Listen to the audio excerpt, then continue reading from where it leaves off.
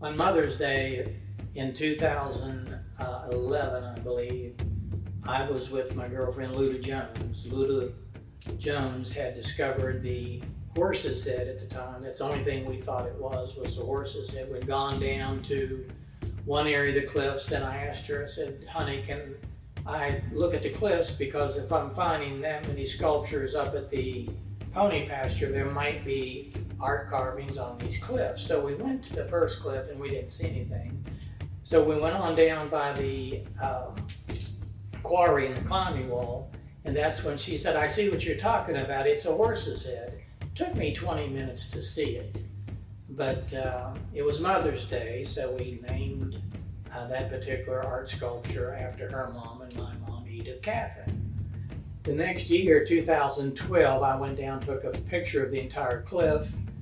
Then I enlarged it. When I enlarged it, I continued to look at it in my room at night, and then I noticed there was a chest, there was 2 feet, I saw the wings, because at one time I thought it was a porpoise, a horse, and a turkey.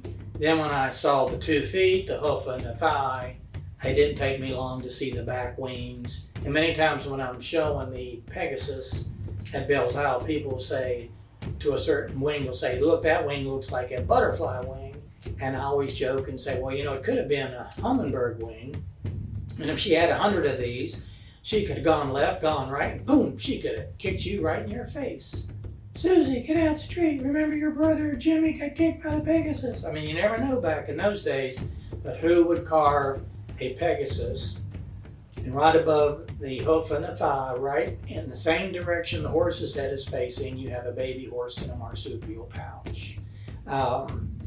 It took some time to see the Neanderthal, 3 people, a young couple between 24 and 34, 2 of them had seen what they said, do you see the man? Then a 12-year-old said the same thing. When I realized that 3 people were seeing a man I did not see, it took me a while to see it, but when I did, I got excited almost as I did with the walrus. It was a great piece of the puzzle because this Neanderthal had a shoulder this big, and the neatest thing is the anatomy of how they carved and painted that shoulder. They used, first people says that they used black, orange, and white ochre to paint.